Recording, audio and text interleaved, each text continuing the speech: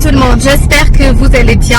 Les gens qui sont un petit peu perdus, qui veulent bien immigrer au Canada, qui se demandent par où commencer. Donc je vais vous donner aujourd'hui 5 éléments très importants pour préparer, pour les préparer justement avant de commencer votre projet d'immigration. Le premier élément très important, c'est sûr que quand vous allez dans un pays que vous ne connaissez pas, un pays qui est un peu plus différent au vôtre. Donc la première chose qu'on doit faire, ou le premier réflexe qu'on doit avoir, c'est de nous renseigner sur ce pays. Se renseigner sur la culture du pays, sur le climat du pays, sur la politique du pays, sur les lois du pays. Cette collecte de données va vous permettre d'avoir une idée concrète sur le pays dans lequel vous désirez vous installer. Et aussi, ça va par la suite vous faciliter justement votre intégration. Ça, c'est la première chose. Le premier élément très important, c'est d'effectuer votre équivalence des diplômes. C'est sûr qu'au Canada, le niveau, pas le niveau de scolarité, ou bien le système éducatif canadien est complètement différent aux autres systèmes éducatifs de partout dans le monde, par exemple par rapport au Sénégal, par rapport au Maroc, par rapport au Algérie. Donc la première chose, il est très important bien sûr de faire votre équivalence de diplôme. Et là je vais ouvrir une parenthèse, c'est que l'équivalence des diplômes se diffère selon votre province d'accueil. Si notre destination est le Québec, dans ce cas on va aller sur le site du MIFI pour faire l'équivalence de vos diplômes.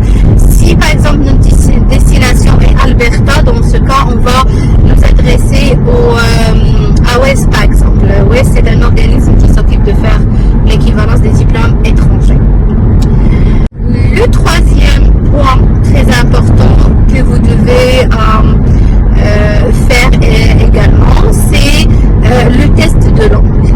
Et ici, encore une autre fois, il faut choisir le bon test parce que si vous voulez venir au Québec, c'est pas la même chose si vous voulez venir vous installer en Alberta.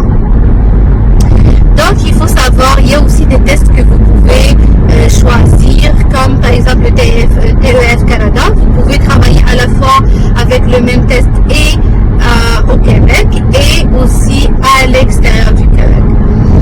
Le quatrième élément que vous devez aussi prendre, en considération, c'est la preuve de fond. La preuve de fond, c'est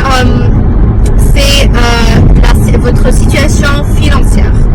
C'est le montant que vous devez ramener avec vous pour subvenir justement à vos besoins pendant les premiers mois de votre installation au Canada.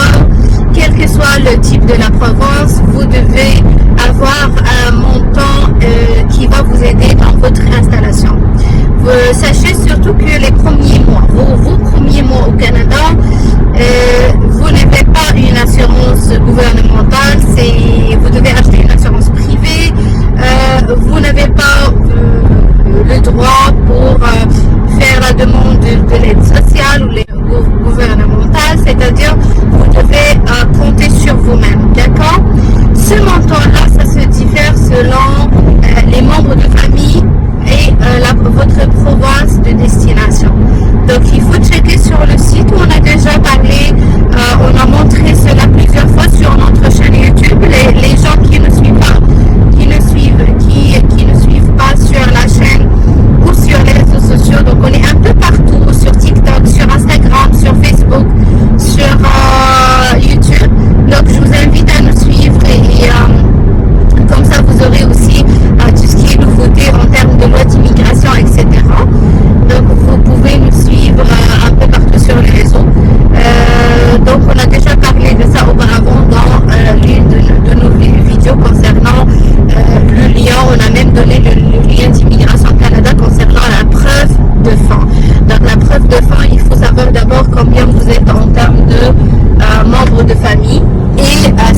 votre destination. La province de destination, c'est quoi? Et juste avec ces deux informations-là, vous allez savoir exactement combien vous pouvez, vous devez ramener comme preuve de fonds. Donc, ça, c'est les choses les plus importantes que vous devez avoir. Les gens qui veulent venir immigrer au Canada, qui n'ont pas de diplôme, qui n'ont pas un niveau de scolarité, qui parlent ni anglais ni français et qui n'ont pas une expérience professionnelle. Je vais vous dire clairement que, à part le regroupement familial et à part les programmes d'ordre humanitaire comme la demande d'asile, à part ces deux programmes, les demandeurs d'asile et le regroupement familial, tous les autres programmes exigent les moyens financiers, les critères comme le niveau de scolarité, l'âge, les facteurs d'adaptation, l'expérience professionnelle, etc. D'accord? Et aussi la preuve de fonds ou bien les moyens financiers et l'expérience professionnelle et la langue. Donc, immigrer au Canada égale compétences et moyens financiers. Donc, je souhaite à tout le monde qui entame un projet, quel que soit votre projet, une bonne chance, d'accord?